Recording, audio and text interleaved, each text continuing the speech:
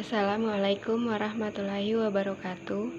Perkenalkan, nama saya Ulfana, stam Buk A 251-18094 dari program studi pendidikan kimia. Baik, di sini saya akan membahas proposal saya yang berjudul Pengaruh Penggunaan Mikromedia Flash pada Materi Larutan Elektrolit dan Larutan Non-elektronik terhadap hasil belajar siswa MAN Al-Bukhari Banda Aceh. Baik, di sini saya akan menjelaskan bab 1, di mana bab 1 berisi latar belakang, rumusan masalah, tujuan penelitian, dan manfaat penelitian. Yang pertama, latar belakang, di mana perkembangan dan kemajuan suatu bangsa dipengaruhi oleh pendidikan. Pendidikan adalah usaha sadar yang dilakukan oleh keluarga, masyarakat, dan pemerintah melalui kegiatan bimbingan, pengajaran atau latihan yang berlangsung di sekolah dan di luar sekolah sepanjang hayat, untuk mempersiapkan peserta didik agar dapat memainkan peranan dalam berbagai lingkungan hidup secara tepat di masa yang akan datang. Pendidikan sebagai salah satu proses kegiatan seperti yang dikemukakan oleh Surahmat 1980 bahwa sebagai sebuah kegiatan praktis yang berlangsung dalam satu masa dan terikat dalam satu situasi serta terarah dalam satu tujuan. Pendidikan adalah salah satu rangkaian peristiwa yang kompleks. Peristiwa tersebut adalah satu rangkaian kegiatan komunikasi antara manusia serta satu rangkaian perubahan dan pertumbuhan fungsi jasmani, watak, intelek, dan sosial. Semua itu tercangkup di dalam peristiwa pendidikan.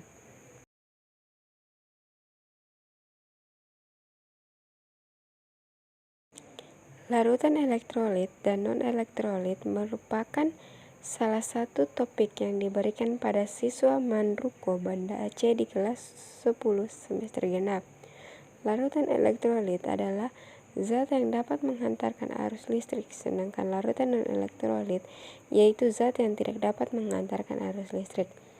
Suatu alat yang disebut alat uji elektrolit dapat digunakan untuk mengetahui apakah suatu zat cair dapat menghantarkan listrik atau tidak, termaksud larutan dalam air. Bila air murni diuji dengan alat uji elektrolit, maka lampu tidak menyala, karena air murni merupakan penghantar listrik yang sangat jelek. Bila ke dalam air tersebut dimasukkan garam dapur, maka larutan tersebut dapat menghantarkan listrik dengan baik.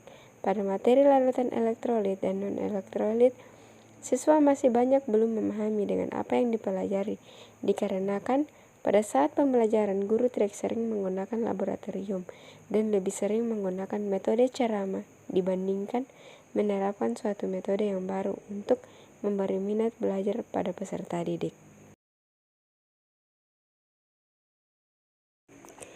Yang kedua, rumusan masalah. Berdasarkan latar belakang masalah di atas, maka yang menjadi rumusan masalah dalam penelitian ini adalah 1. Apakah ada pengaruh penggunaan mikromedia flash pada materi larutan elektrolit dan non-elektrolit terhadap hasil belajar siswa MAN Ruko Banda Aceh? Yang kedua, bagaimana respon siswa terhadap pembelajaran kimia dengan menggunakan mikromedia flash pada materi larutan elektrolit dan non-elektrolit terhadap hasil belajar siswa MAN Ruko Banda Aceh?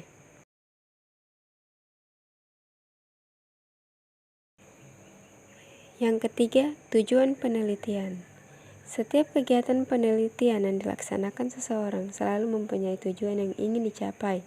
Adapun tujuan dari penelitian ini adalah: pertama, untuk mengetahui pengaruh penggunaan mikromedia flash pada materi larutan elektrolit dan non-elektrolit terhadap hasil belajar siswa MAN Ruko Banda Aceh. Yang kedua, untuk mengetahui respon siswa pada pembelajaran kimia dengan menggunakan mikromedia flash pada materi larutan elektrolit dan non-elektrolit di MAN Ruko Banda Aceh. Yang keempat, manfaat penelitian. Berdasarkan tujuan penelitian, maka hasil penelitian ini diharapkan dapat memberikan manfaat. Yang pertama, bagi peneliti adalah hasil penelitian ini dapat menambah ilmu pengetahuan dan menambah wawasan. Yang kedua, Bagi pembaca, hasil penelitian ini dapat memberi informasi sebagai salah satu alternatif untuk meningkatkan hasil belajar siswa dalam pembelajaran kimia. Yang ketiga, bagi siswa, penelitian ini diharapkan dapat membantu siswa dalam membangkitkan motivasi diri atau semangat belajar sehingga dapat meningkatkan prestasi belajar. Yang terakhir, yang keempat, bagi guru, penelitian ini dapat digunakan sebagai bahan dalam menggunakan model-model pembelajaran sesuai dengan tuntutan kurikulum sekarang. Bagi sekolah, hasil penelitian dapat meningkatkan kualitas pembelajaran.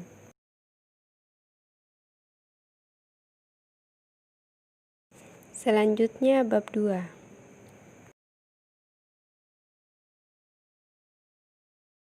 Di mana bab 2 ada pengertian belajar dan pembelajaran, mikromedia flash, hasil belajar, dan materi larutan elektrolit dan non-elektrolit. Pengertian belajar dan pembelajaran. Kata belajar tidak asing lagi bagi kita. Barangkali sudah ribuan kali kita mendengarnya. Mungkin kata itu mendatangkan nuansa kegembiraan ke diri kita, tetapi juga ada kemungkinan membawa kemurungan, kebosanan, ketegangan, dan sebagainya. Namun demikian, pernahkah kita mempertanyakan pada diri kita, apa sebenarnya makna kata belajar itu? Mengapa selama hidup kita disarankan untuk belajar? Apakah hakikat belajar semasa kanak-kanak sama dengan saat dewasa? Persoalan pendidikan yang kita hadapi sekarang sebenarnya terjadi karena adanya krisis paradigma, yaitu kesenjangan atau ketidaksesuaian antara tujuan yang ingin dicapai dengan paradigma yang dipergunakan untuk mencapai tujuan tersebut. Di sini paradigma diartikan sebagai pola pikir atau cara kerja. Pentingnya tujuan dalam proses pendidikan sama hal pentingnya pendidikan dalam proses kehidupan yang menggambarkan idealisme, cita-cita. Proses belajar terjadi apabila individu dihadapkan pada situasi di mana ia tidak dapat menyesuaikan diri dengan cara biasa. Jadi belajar adalah suatu proses perubahan tingkah laku yang berkesinambungan antara berbagai unsur dan berlangsung seumur hidup yang didorong dari berbagai aspek. Yang kedua, mikromedia flash. Mikromedia flash adalah program yang sangat populer digunakan oleh para pendesain untuk mendesain web ataupun animasi. Untuk menuangkan ide mereka dalam menghasilkan karya-karya profesional khususnya dalam bidang animasi, ukuran file project yang kecil membuat Flash menjadi salah satu program yang digemari programmer web. Mikromedia Flash adalah program yang cukup fleksibel dan lebih unggul dibandingkan program animasi lain, sehingga banyak animator yang memakai program tersebut untuk membuat animasi. Adapun sifat yang atraktif dan mampu menginteraksi penggunaan melalui tombol dengan perintah, program sederhana menjadi hasil karya yang dibuat dari mikromedia flash menjadi tampak berkelas.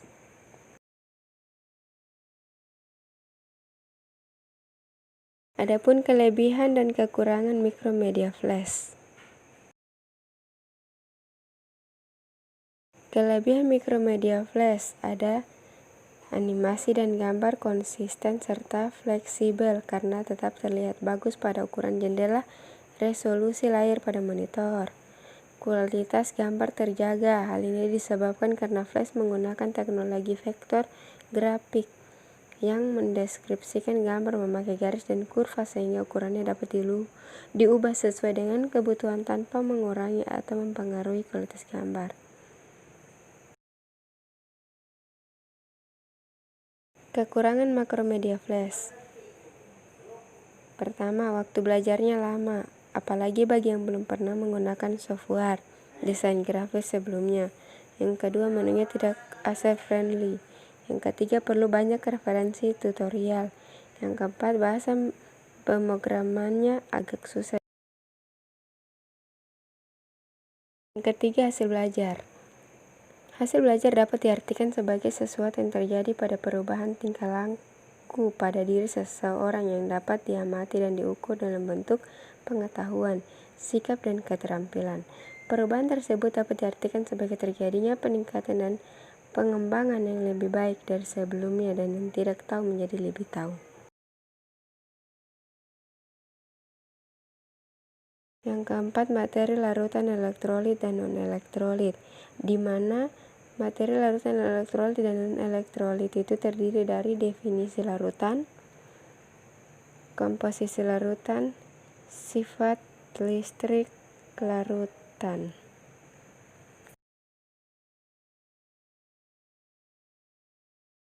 Selanjutnya bab 3.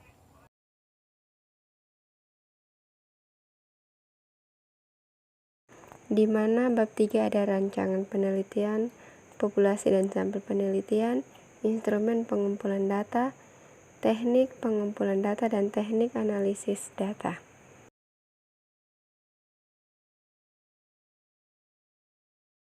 Yang pertama, rancangan penelitian. Pada penelitian ini, pendekatan yang digunakan adalah pendekatan kuantitatif, karena dalam penelitian ini menggunakan data-data numerik yang dapat dioleh dengan metode statistik. Penelitian ini menggunakan metode kuasi eksperimen. Jenis penelitian yang penulis lakukan merupakan penelitian eksperimen dengan menggunakan 2 kelas eksperimen dan kontrol untuk melihat hasil belajar siswa. Pada model ini digunakan tes awal dan tes akhir serta angket respon siswa sehingga besarnya efek dari eksperimen dapat diketahui pada setiap kelas dengan pasti. Yang kedua, populasi dan sampel penelitian, di mana populasi adalah keseluruhan objek penelitian. Adapun yang menjadi populasi dalam penelitian ini adalah seluruh peserta didik kelas 10 Manruko Banda Aceh. Yang kedua, sampel, di mana sampel adalah sebagian dari populasi yang menjadi objek penelitian. Cara pengambilan sampel dalam penelitian ini dengan cara purposif sampling, yaitu memiliki anggota populasi tertentu saja untuk dijadikan sampel serta dengan pemilihan ke sekelompok subjek yang berdasarkan atas ciri-ciri tertentu yang dipandang mempunyai sangkut paut yang erat dengan ciri-ciri populasi yang telah diketahui sebelumnya.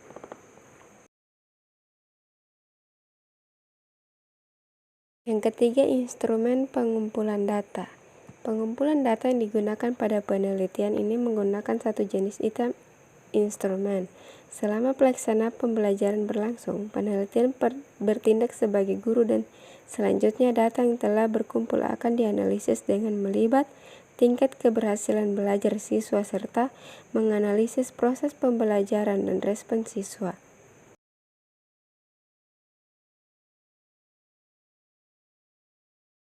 Yang keempat, teknik pengumpulan data, di mana dalam teknik pengumpulan data ada tes dan angket.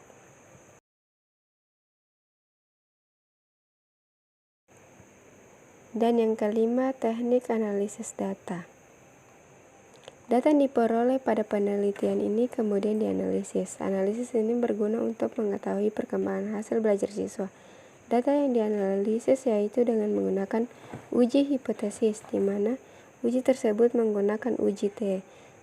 Pada penelitian eksperimen ini, penelitian terlebih dahulu mengadakan tes awal untuk mengetahui tingkat perbedaan varian dan tingkat homogenitas sampel yang akan diuji.